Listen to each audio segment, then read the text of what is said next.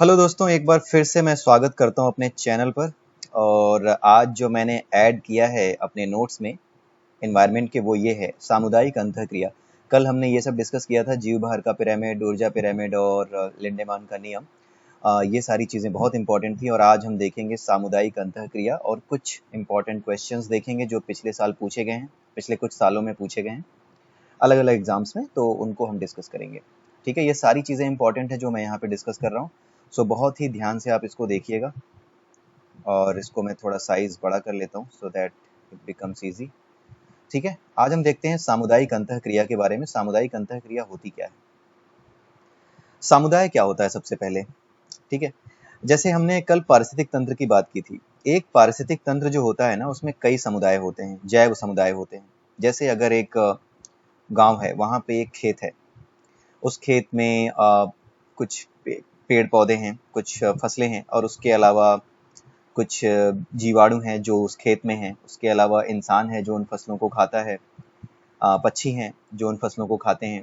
तो ये सब मिलकर के एक जैव समुदाय बना रहे हैं और इस जैव समुदाय में भी ऊर्जा का प्रवाह होता रहता है, हर जगह ऊर्जा का प्रवाह है। ठीक है, उसके अलावा क्या है कि उसी गांव में, इस खेत के अलावा बगल में एक और छोटा सा जंगल है, वहां पे कुछ जंगली जानवर भी रहते हैं। वहाँ पे जो इकोसिस्टम है, वहाँ पर जो लोग रह रहे हैं, जो समुदाय रह रहे हैं, वो एक अलग जैव समुदाय बनाते हैं। वहाँ पे इंसान नहीं रह रहे, वहाँ पे सिर्फ जंगली जानवर हैं, मेढक हैं, सांप है और जहरीले जानवर हैं और कुछ ऐसे प्रेडेटर्स हैं, यानी कि मांसाहारी जानवर हैं जो कि दूसरे जानवरों को खा जाते हैं। तो ये क्या है, अलग अलग समुदाय आपको दिख रहे हैं। एक खेत के माध्यम से मैंने आपको समझाया और एक मैंने अलग आपको बताया। तो इसी तरीके से कई समुदायों को मिला करके एक बड़े एरिया में क्या बनता है, एक इकोसिस्टम बनता है, एक पारिस्थितिक तंत्र बनता है।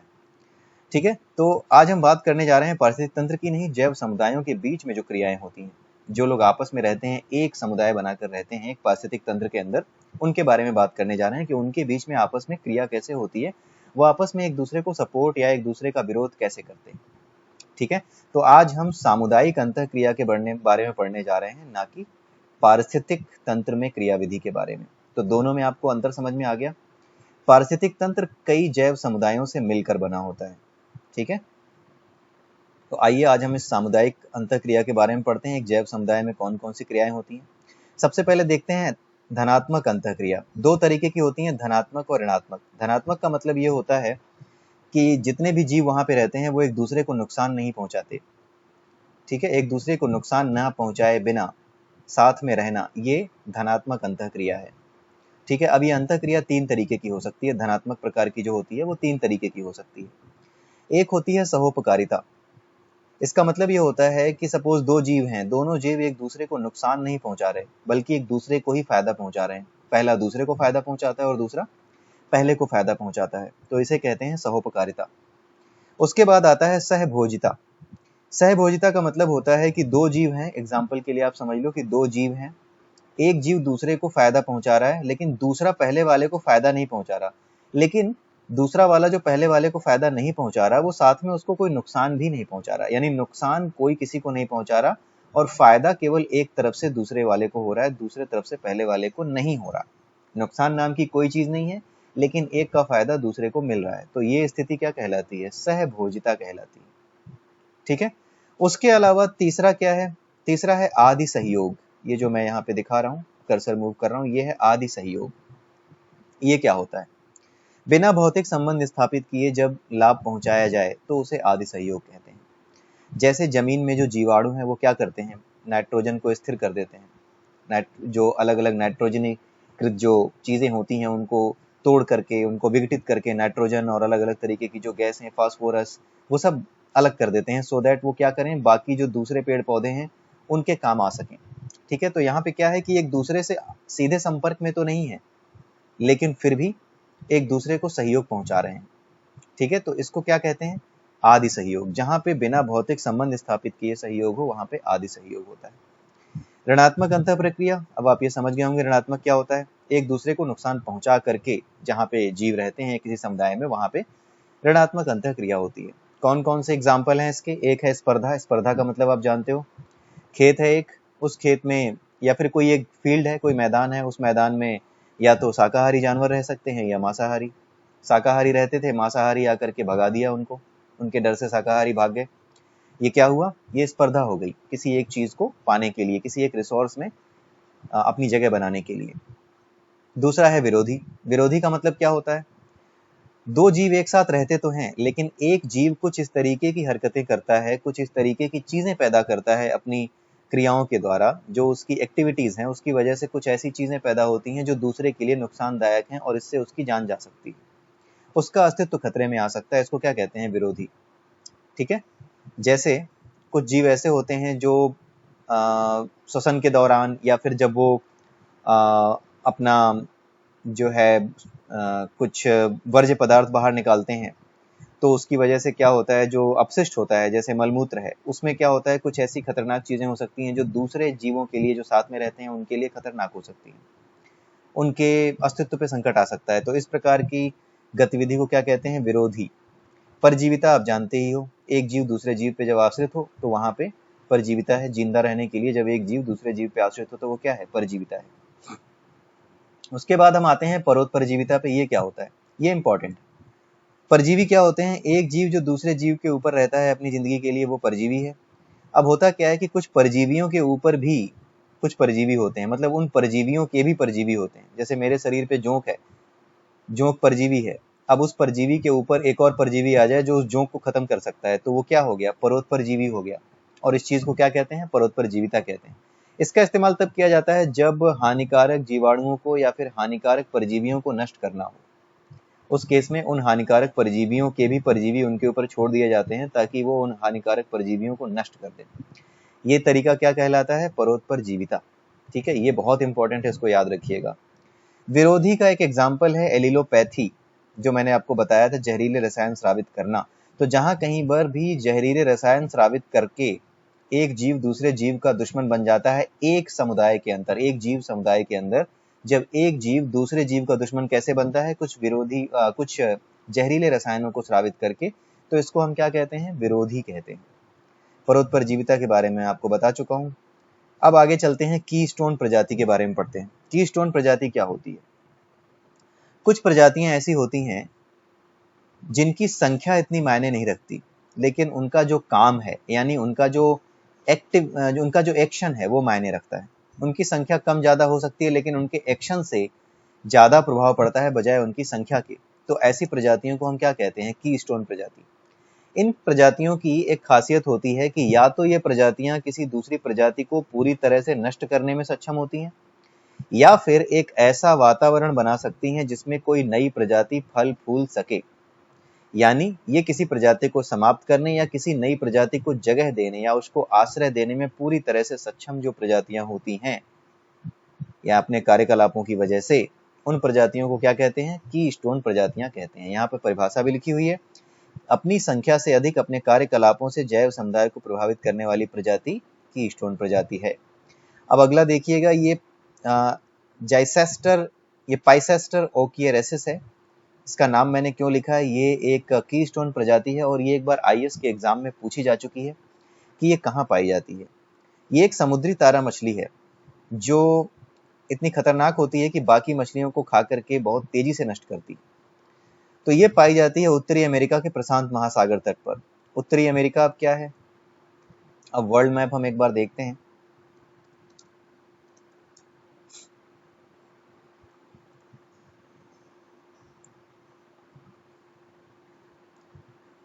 अब यहाँ पे हम चलते हैं जरा नॉर्थ अमेरिका की ओर। ठीक है, नॉर्थ अमेरिका में जाकर देखते हैं। ये देखिए आप, यहाँ पे नॉर्थ अमेरिका को अगर आप देखें तो इसको थोड़ा और मैं छोटा करता हूँ। बड़ा होता जा रहा है, इससे छोटा नहीं होगा। ठीक है, तो यहाँ पे क्या है? ये है पैसिफिक ओशियन यानी प्रशांत महासागर। और यहाँ पर अगर आप देखो तो ये रहा India, China, south Korea, Japan, और उसके अगर आप आगे आप जाओ तो वहां पे आपको मिलता है नॉर्थ पैसिफिक ओशियन, नीचे है साउथ पैसिफिक ओशियन। कुल मिला के इसको आप पैसिफिक ओशियन ही कह सकते हो, यानी प्रशांत महासागर। इस प्रशांत महासागर के आगे अगर आप आते हो तो ये आया अमेरिका, और ये क्या है? उत्तरी अमेरिका है। ये सब कुछ, ये वाला हिस्सा उत्तरी अमेरिका है, नीचे मध्य अमेरिका, उसके नीचे दक्षिणी अमेरिका है।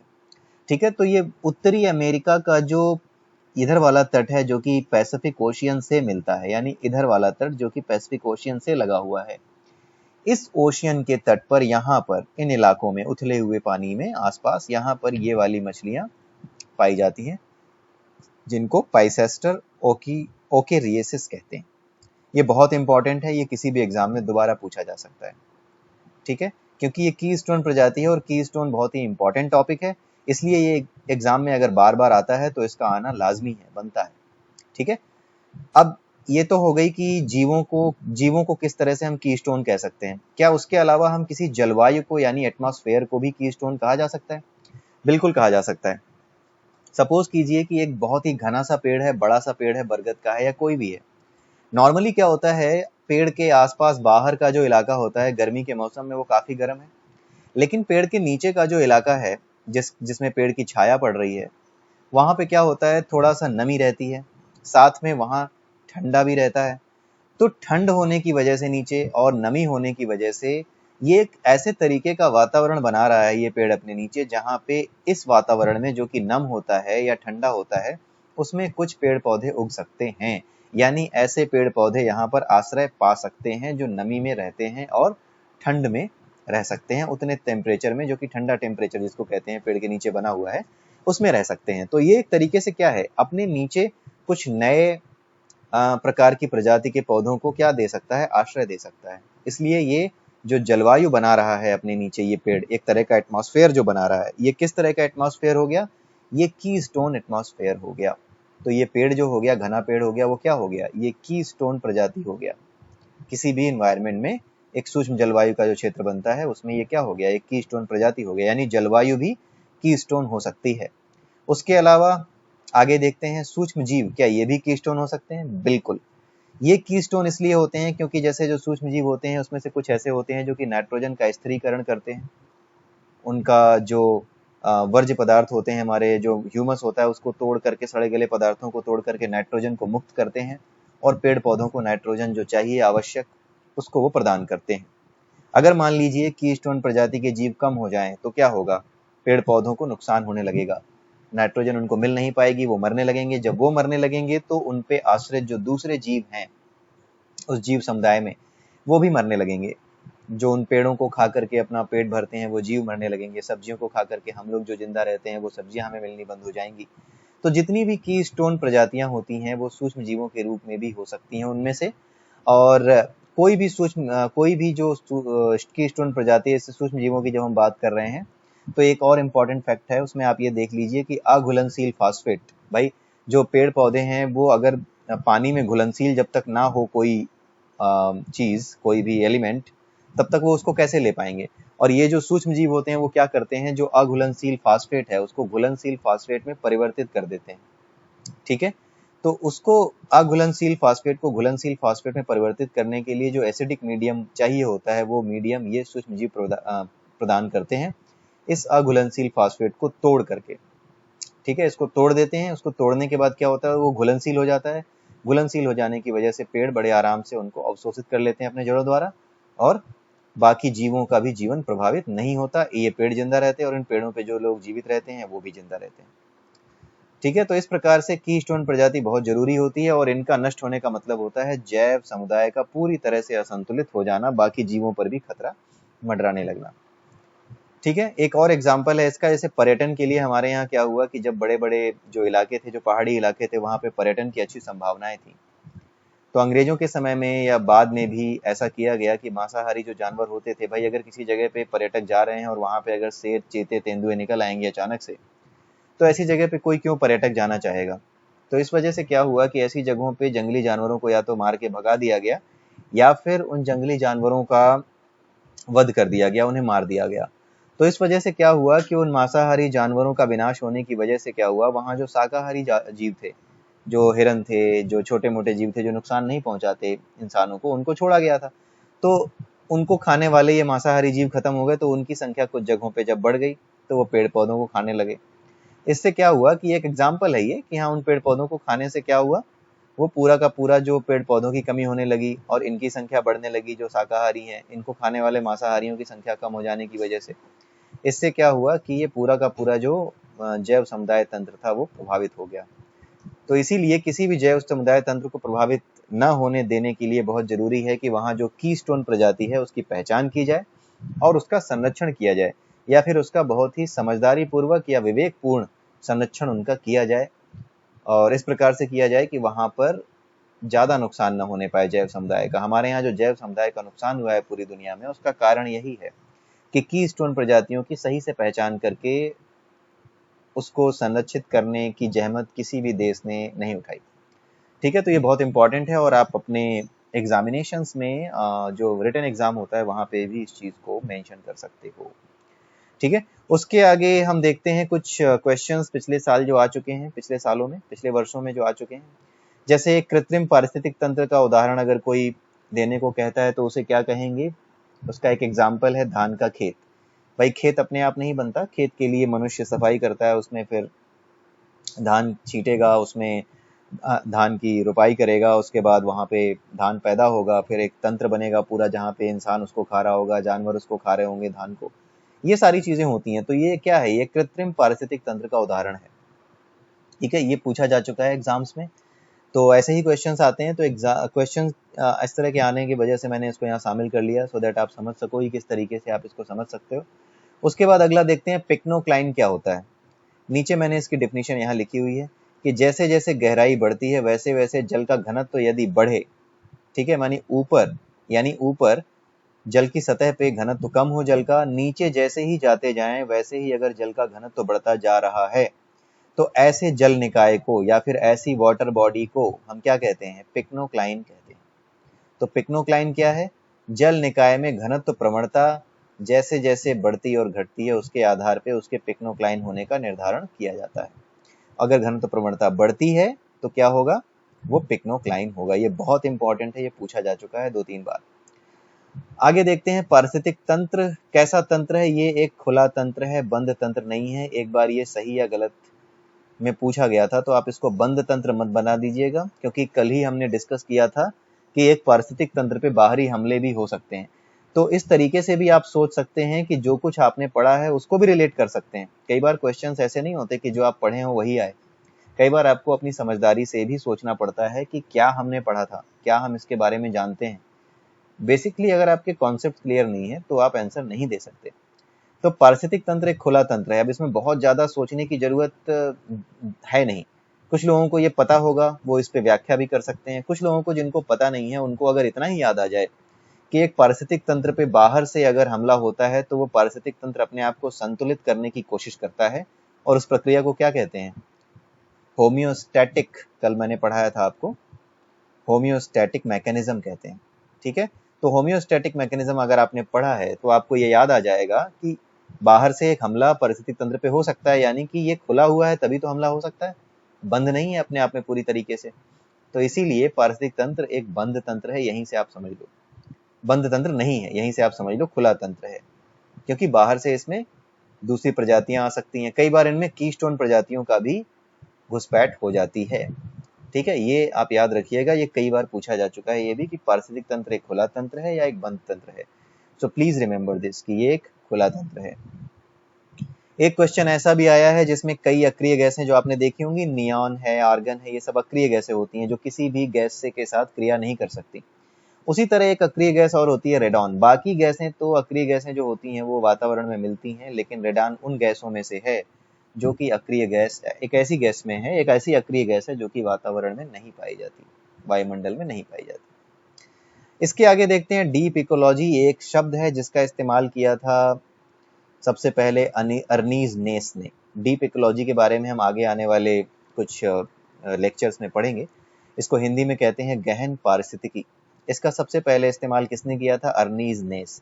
ये क्वेश्चन बहुत से एग्जाम्स में इंक्लूडिंग IAS एंड PCS दोनों जगह पूछा जा चुका है, और बहुत से स्टेट PCS में भी ये एग्जाम में आ चुका है। अब सबसे इंपॉर्टेंट क्वेश्चन सबसे लास्ट में, उच्चतम पोषण स्तर। एक पारिस्थितिक तंत्र में हमने कल पढ़ा था ऊर्जा का प्रवाह। ठीक है, सबसे नीचे होते हैं पेड़ पौधे, उसके ऊपर जो है शाकाहारी जीव होते हैं। तो शाकाहारी जीवों के बारे में हमने देखा था कि लिंडेमान का एक नियम है कि 10% ऊर्जा ही एक स्तर से दूसरे स्तर को जाती है। तो सबसे नीचे जो शाकाहारी जीव हैं उन्हें तो सबसे ज्यादा प्राप्त होती है एक तरह से देखा जाए तो, लेकिन ऐसा नहीं है। हमारे यहाँ एक सर्वाहारी जीव भी होता है, जैसे मनुष्य।